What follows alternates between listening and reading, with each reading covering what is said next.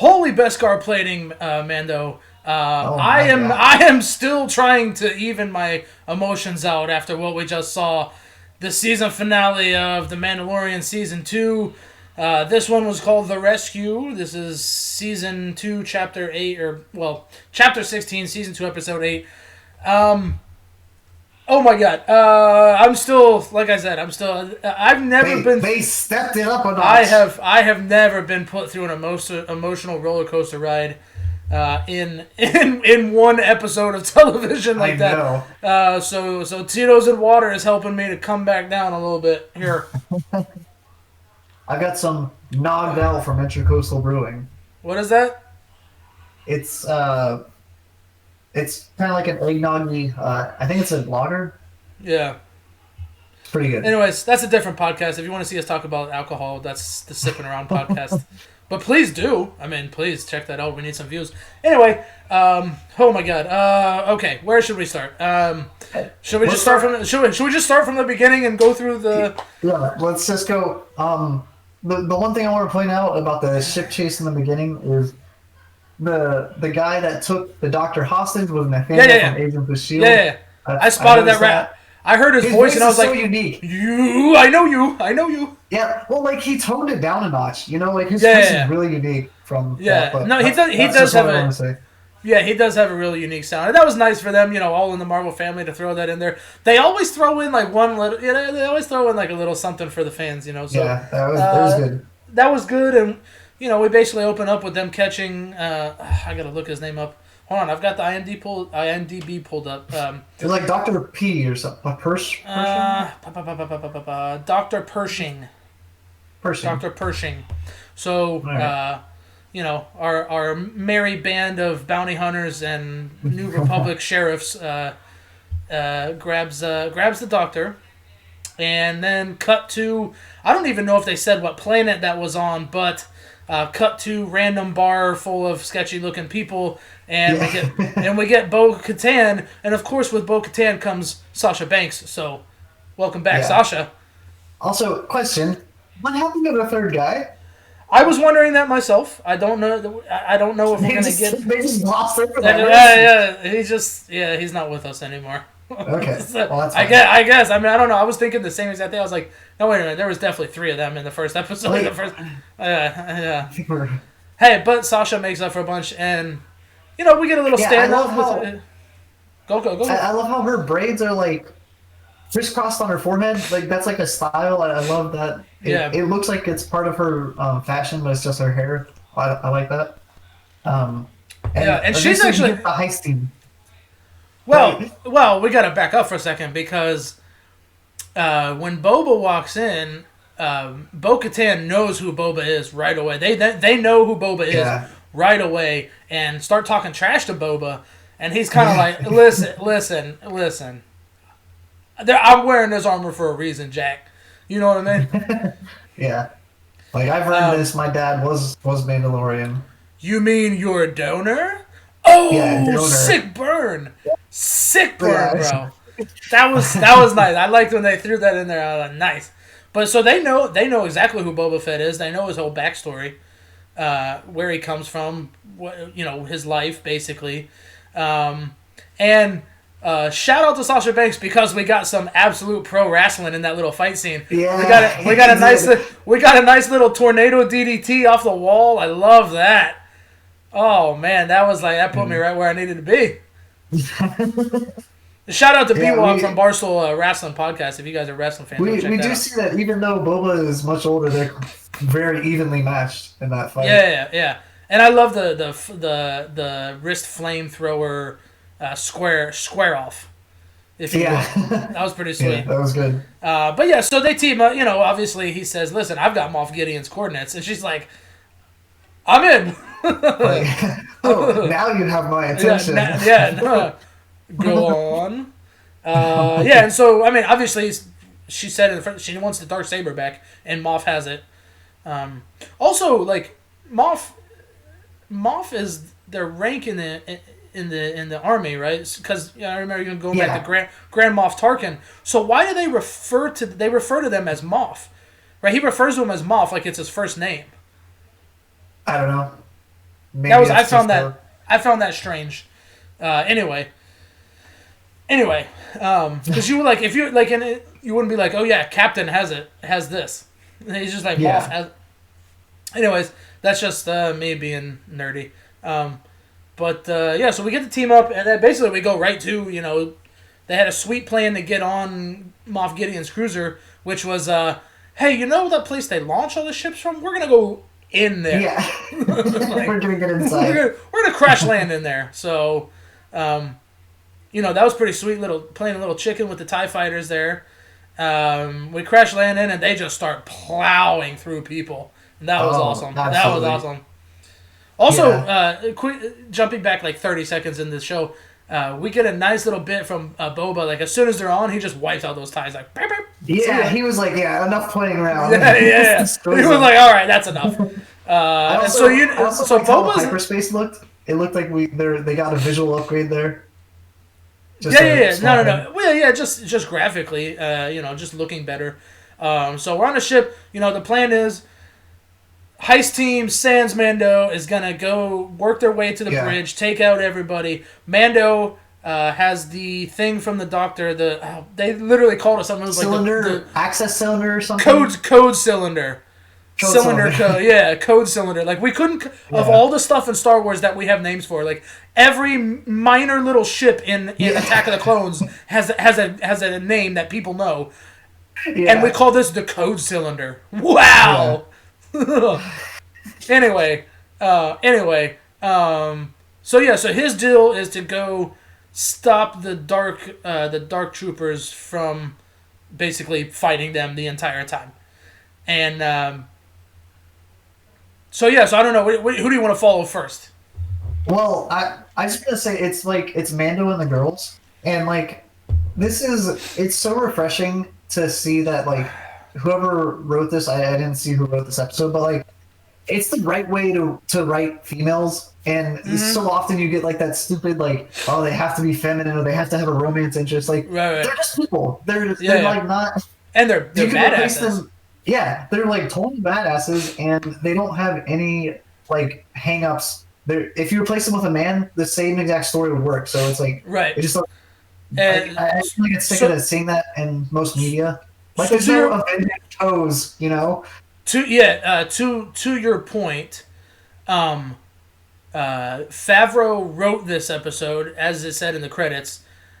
Peyton Reed directed it, which I will get to at the end of this episode because I'm going to tell you why Peyton Reed directed it. I have a guess. Anybody who's seen it has a guess. Anyway. Yeah. So, that was awesome fight scene. We had kind of the momentary split up where Fennec and Dune were on the bridge, and then Team Mandalore comes back and, rescues them, kind of ways of them. So we had a sweet battle. They get to the bridge, and they take out everybody on the bridge except for Moff Gideon because, Moff Gideon's not there. Yeah, and he is a step ahead of the game, the entire time. Right, and now, Mando, Din is going to the Dark Trooper thing. Yeah. His ass must have been pulling a trailer or something because he was so slow getting they took forever to power up. Well, and he had to sneak. He couldn't shoot anybody. But come on. What are we talking about here? He took there's a skeleton crew on this cruiser. Yeah, he took forever to get to the Dark Troopers, and then sticks the code cylinder in the panel, and is trying to reach the door to lock it. He locks the door. One sneaks out, and then the rest get pinned in there, and we get a sick Din versus Dark Trooper battle. What a good fight! Him getting his head pounded into the wall. Yes. Because first of all, hold up. The Beskar can hold up, but his body can't, so he's just getting pushed into the wall slowly. And first of all, the amount of CTE he just got from that is remarkable. Anyway, but no, my favorite scene of that was when he does the flamethrower thing, and it comes up through the helmet, and the Dark Trooper looked so sick when that was going on. He looked pretty badass. Obviously, it's a droid, so it doesn't do anything to him. But that just looks so sick with the flames coming out of the helmet of the Dark Trooper. But sick battle. He was doing something because the Dark Trooper threw him after that to get him away. Mm-hmm. and none of his weapons work. Obviously, it's a Dark Trooper. And well, real quick callback to the beginning of the episode. The Doctor basically says like, so these are Generation 3 Dark Troopers. We removed the biggest weakness, which was the people. So they're just droids. So they're just like command and conquer, kill droids, and not that came from Command and Conquer because it didn't, but just shout out to C&C, by the way. What a game. I know. Wish that would come back. A great many games. Anyway, so Mando's weapons don't work. He busts out the Beskar spear and just jacks this Dark Trooper up. Yeah. We see just how powerful the Beskar is again. And he's able to get to the handle and flush the Dark Troopers out into space. Yes. So we see that for now, yeah. And I was like, he flew down to the planet and then like I was kind of like, I don't think that's gonna do what you think that's gonna do. Yeah, like they just come back. Like, no problem. And so he makes his way to Grogu's cell, and of course, lo and behold, Moff Gideon. Moff's sitting there just holding the darksaber. And I know that, but this is just another detail that, they're so detail oriented in the show, because he's holding it over Grogu's head, and if he shoots Grogu, that darksaber is going to cut Grogu right in half. Yeah, I thought the same thing.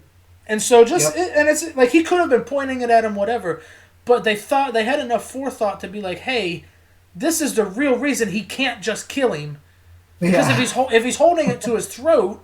If he's holding it to his throat and you shoot him, the saber drops or whatever. But he's holding it mid saber over his head, so that if Din shoots Moff Gideon, that saber is bye Grogu. Yeah, and there's definitely a difference between Moff Gideon and like a typical like a Jedi wielding a lightsaber, because he's not as good, he's not as skilled, so he wouldn't be able to like block the blaster or anything like that. So Mando cuts a deal straight away. He was like, "Yeah, screw Bo-Katan. I don't give a damn about her. I just want the kid back. You can take the darksaber and leave, right?" So Gideon says, "Fair dinkum. Let's go. Let's make it happen." And of course, you just can't. You can't. He could have just walked away. You can't trust the Empire. Yeah, he could have just walked away. But he turns on him, and earlier in the episode, Bo-Katan had said, "Beskar, it could cut through anything but pure Beskar." Well, we know Mando's whole suit is pure Beskar, because from season 1, when he was collecting pure Beskar to give to the blacksmith, which his side note, his faction of people are going to show up again. They got to show up again at some point. Yeah, and he's part of the Death Watch, right? Wasn't that it? Like I know that shows up in Clone Wars, but I can't remember if that's the proper name. I don't think they're Death Watch. I think they were just leftovers. Okay. I'm sure there's somebody out there who knows way more about the Star Wars universe. Yeah, someone's probably like, "Oh, these idiots." Yeah. But we get such a good fight with him, with Din and Moff Gideon. Like he's taking the spear to block the darksaber and everything, and you can see it like heating up the Beskar spear, so he has to like move it away. Yeah. Again, just incredible detail oriented like choreography. Just they've done such a good job in this show of paying attention to like the most minute things. And again, I think I've praised Dave Filoni since we started the show, and I think that comes back to him because he knows his work on the animated shows. He knows like how particular the Star Wars fans are. And he knows if you miss something, they're gonna catch hell for it. Yeah. And so I think that's why, and I think Favreau, his time spent in the MCU, also works like that, because once Feige kind of made MCU under one umbrella, look at how detailed and how everything fits together now, right? Yeah. And so I think those two having that experience, they know like, okay, we gotta really nail this down and make sure that every little piece is right. Yeah, having the like continuity, and this was my biggest gripe about the episodes 7, 8, and 9, is that they broke their own universe's rules. So like here they're sticking like in universe. They have their own sci-fi Why would you? fantasy. Why would you bring up 7, 8, 9 when we're about to talk about what we're about to talk about? Because I'm talking about how good this stuff is. So I have to. We don't even need to. This is The the last, last can be. dude, the last 5 minutes of this show is one of the best 5 minutes in the history of television. Read, loved it. So let's get to it. Okay, Din drags Gideon to the bridge, and this was a really cool scene because Din doesn't know, right? He doesn't know. He's not that well versed. He was a foundling. He's not that well versed in Mandalore, as opposed to his cult section of Mandalorians. Yeah. So Gideon, and this is why Gideon said when Din won the fight, he said, "Oh, you're gonna take me in? This is gonna be interesting." Yeah. And he knew. He knew. What I said earlier about Gideon being one step ahead of him, like that's where it is. Like he knew even if he lost the fight, he knew that there would be another conflict. Yeah. And so the conflict being, let me think about how to. So the Darksaber, you can't just have the Darksaber. Yeah. You must defeat the owner of the Darksaber in combat. It has to be done in combat. Which, spoiler alert, means Bo-Katan lost him off Gideon. That's how she lost the saber. Unless she lost it to somebody else and he took it from them. Yeah, we don't know if she... I don't know because I haven't watched all the way through Clone Wars. I don't know if he took it from her or someone else, or she's just trying to get it back for Mandalore. We don't really know. But at some point she had it. She had it at some point.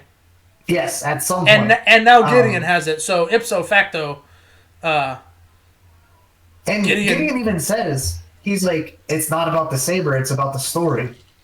So it's not even necessarily about the power that the thing is. Exactly. It's like you have to win it for the story.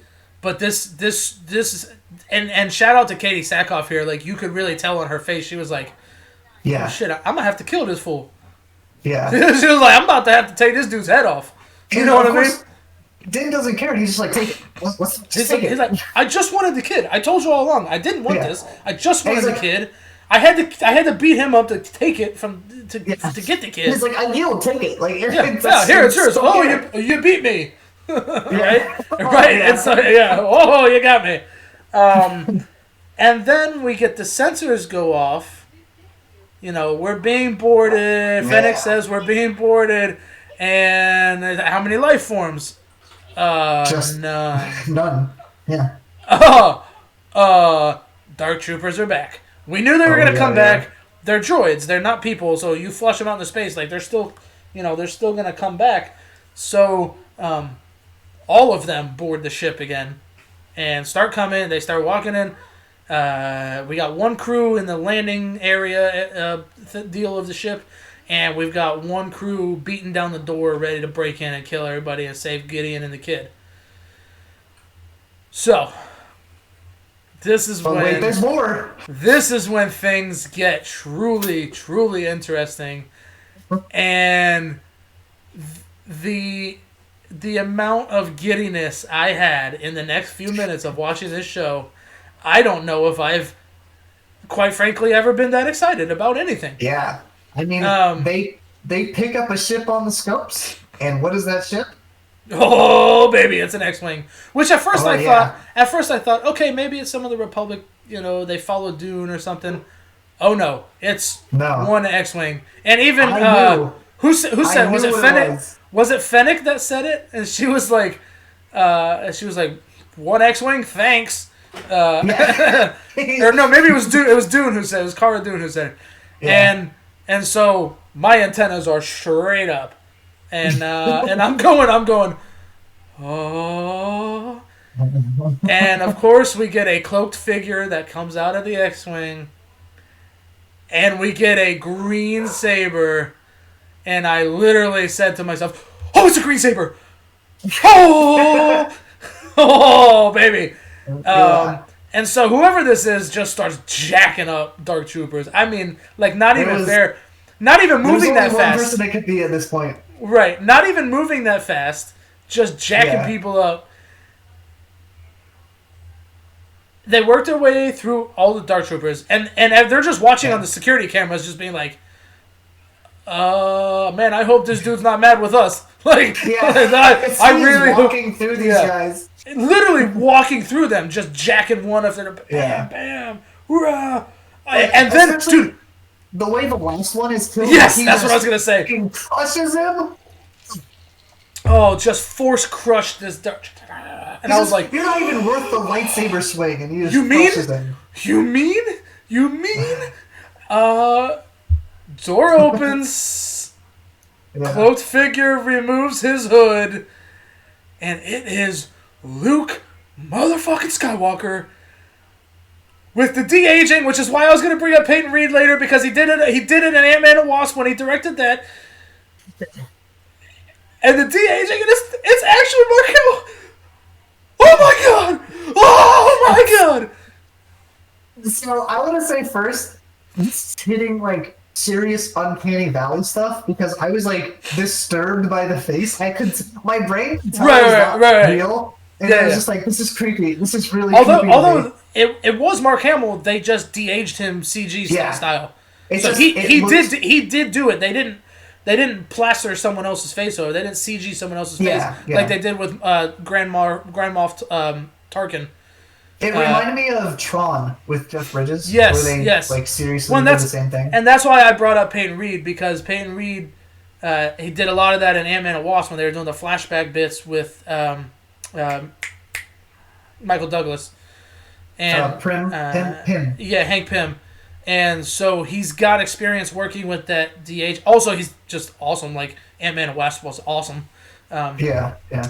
And agreed. And it's Mark Hamill's voice coming from somebody who looks exactly like Luke Skywalker, with a green saber and a mechanical right hand with a black glove on it. Yeah. And he's here for Grogu. Yeah, he's definitely here for Grogu. And Grogu like puts his hand up on the screen. You know, yeah, he puts his little hand on the screen. Oh my god, Grogu's so cute. And and you know, we have a little. I don't even remember what we said, because I was just going, holy shit, sitting in bed watching the episode, and and then as high as I was for that, I mean, just the roller coaster of emotions was like this in about 30 seconds. Back down. Because Grogu has to go with Luke. Yes. Yeah. And Din has to say bye to him. And he takes his helmet off to say bye to him. Yes. It's the first time that Grogu has seen his face, right? I know.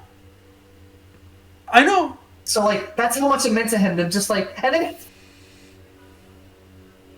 No, your mic just went out. Say what you said again. He reaches out and he touches his face. I know. I was literally like, don't you do it. Dan's like tearing up, and I'm like, oh. Dude, I mean, some grown man tears. Pedro Pascal. I mean, what a performance this was, and he didn't even say anything. And then they panned out, and Grogu's like holding onto his leg when he puts him on the ground. He's like, I don't want to go. No. Oh my god!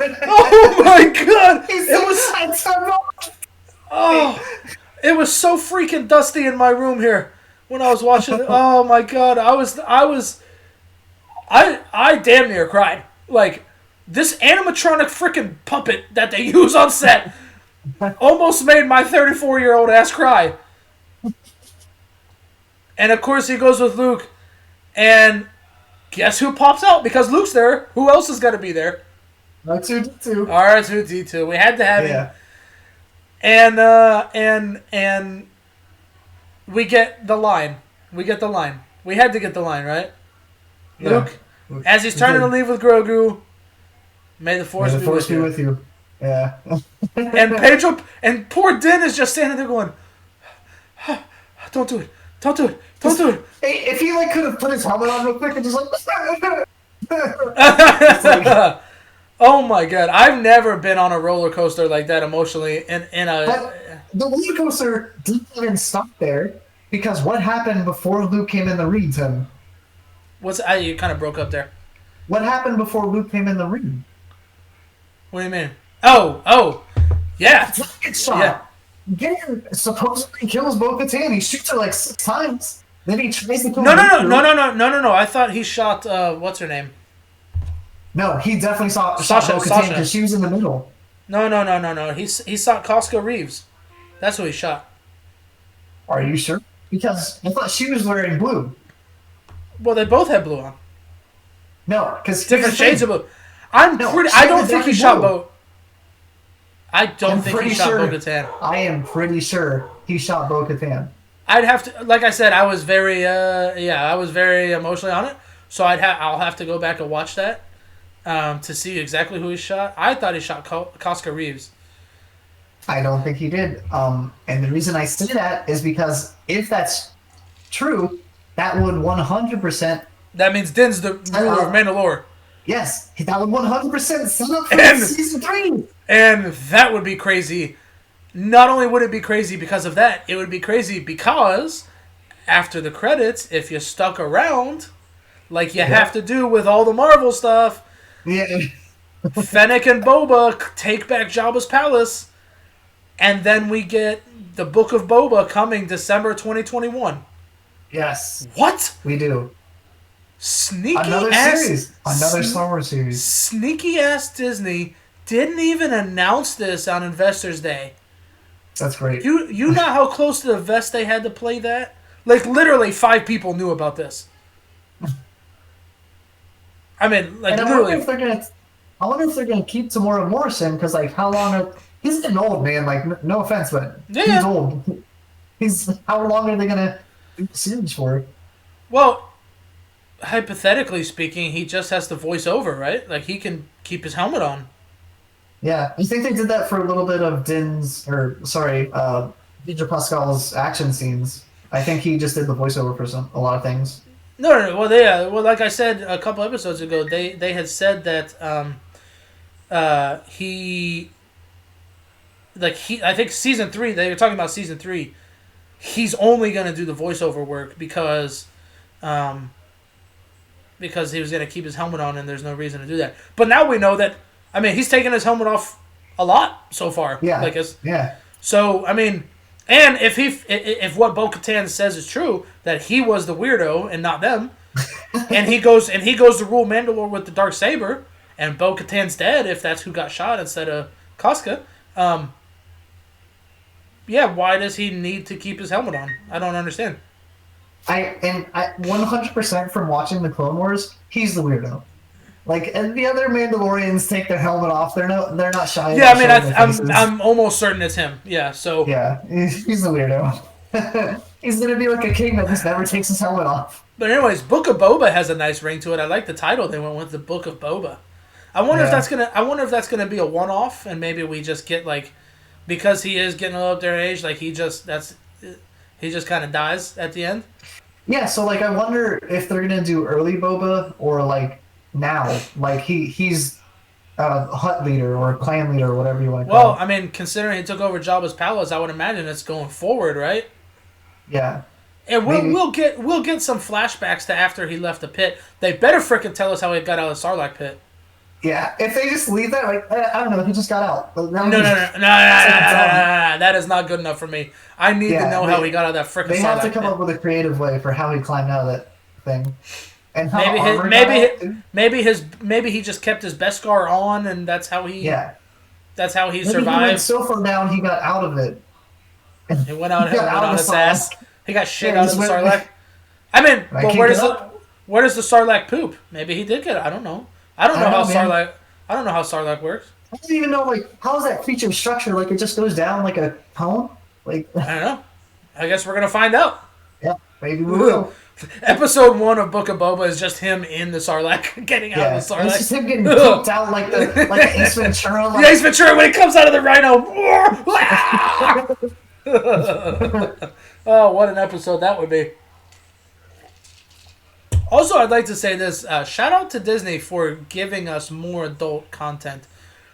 yeah, Because as much as they still do stuff for kids, they know that. Like, so we all grew up watching all this Disney stuff, right? Well, we're adults now. I don't want to sit there and watch some campy, stupid show. Yeah, And Mandalorian is very like for adults. definitely. They go with like I guess it would be like a PG-13 rating, but like Yeah, if you yeah. watch the Clone, it's not a Bro, kids show. It's marketed as a kids show. It is definitely not a kids show. It's as like so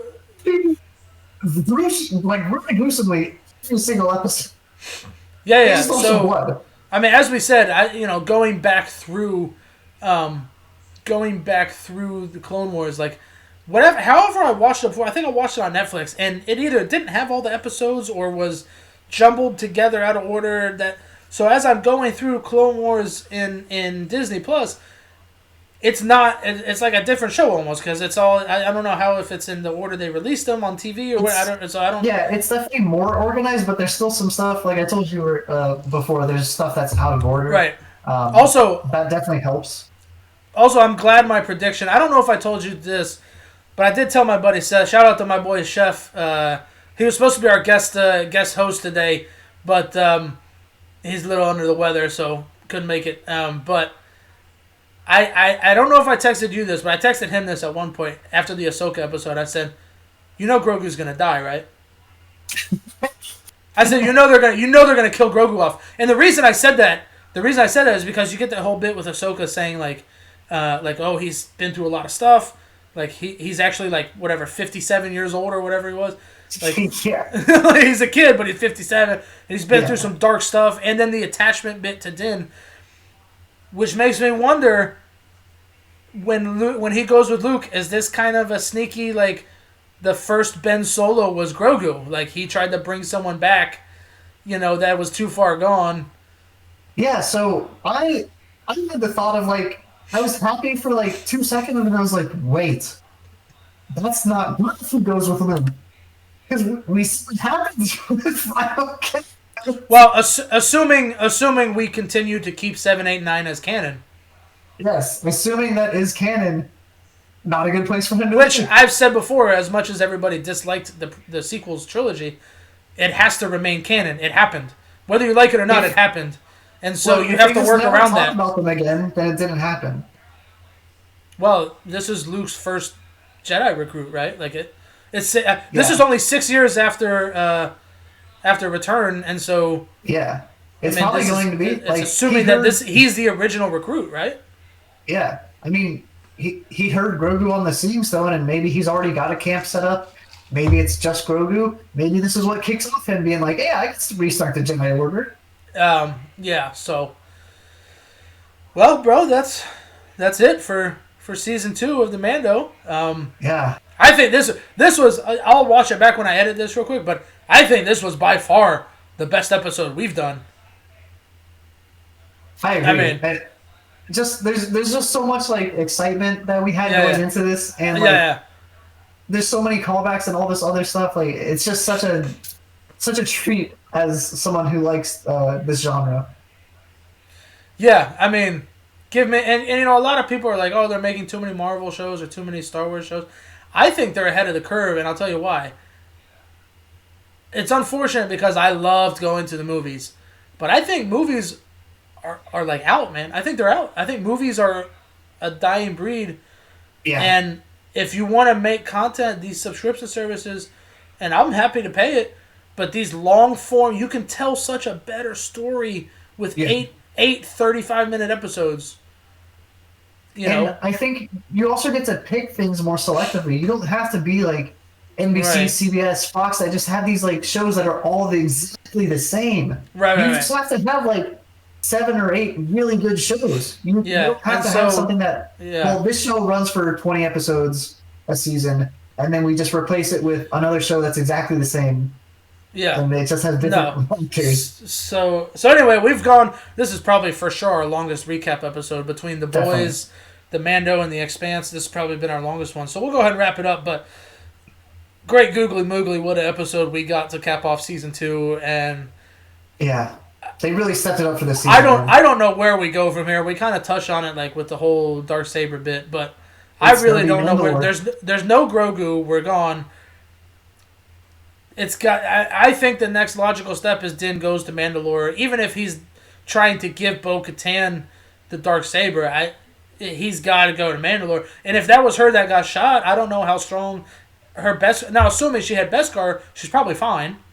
She didn't. She definitely didn't have Beskar. She just had like the Mandalorian Maybe not. armor. Maybe not pure Beskar, like Din's. But the way she got shot, it looked like she was dead. It looked like she had like 5 or 6 blaster shots, and she doesn't have the pure Beskar. I think it looked like she's dead. You're starting to convince me that he shot Bo-Katan. I still think he shot Koska, but I think I'm starting to shift to the side of he shot Bo-Katan. I'll have to watch it again. Go back and watch the episode. I'll have to watch it again, but my initial thought when I was watching is that he shot Koska. But this is 2 things in 1 week. It makes more sense that he shot Bo-Katan. And as James just said, if you like this and you like what we do here, check out the Bros Watch The Expanse. They just dropped the first 3 episodes on Prime, so we've got all 3 episodes recap of that. Episode 4 next, what did we say? Thursday was it? I think Wednesday. Next Wednesday. So we'll get that out right after the episode drops. Man, I hope you guys have watched along with us and enjoyed us talking about Star Wars and nerding out with Star Wars. And man, I don't know. We'll have to pick how many shows we do going forward, because there's going to be so many Marvel and Star Wars shows going forward. I don't think we can do them all. We might just like binge a season and do one recap for the whole show going forward, and keep the Mando going because it's the original Star Wars show. So I don't know. We'll see. Marvel and Star Wars are gonna force our hand there, so we can't do as many recap shows. If they release them at like a steady clip and there's not like 5 shows going at once, then I think we could do something. Well, they've got 10 Star Wars and 10 Marvel shows coming out in the next 5 years, so I think we might, or maybe we do like a half season recap and an end of season recap. Something we'll figure it out. We'll figure it out anyway. But if you like this, like, rate, subscribe, watch our other ones. We did The Boys already. We're doing The Expanse right now. Also, make sure you subscribe to Sipping Around channel. We post all of them on there on my Sipping Around YouTube channel, and we might, here in the next couple months, I might work on getting everything copied over to audio as well. So we might drop some podcasts on iTunes or something, and Spotify maybe, if we can get it. I gotta see how much that costs me, because it's not cheap to do that stuff. So this YouTube is a great for free. So that's why we do the YouTube. But anyways, thank you to all of our subscribers. Thank you to all of our viewers. Please follow along with us. If you want to go back and watch each of our episodes after each episode, next time you binge it, feel free. And hey, if anybody ever wants to have a guest host spot, let me know. Let me know. Facebook, Twitter, hit me up on the Twitter machine. That's it. Mando Season 2 is over. The Bros Watch the Mando Season 2 is over. 10 out of 10. Absolutely. This season was one of the best seasons in the history of television. The Ahsoka episode and this episode are just so like high quality and just, I don't know what else to say. They're phenomenal. I mean, they were just phenomenal. Favreau and Filoni have absolutely knocked this out of the park as much as you can. So, anyways, we'll see everybody. Watch us do The Expanse, and then we'll be back whenever Mando comes back. Thank you for joining us. That's it. We're out. May the Force be with you.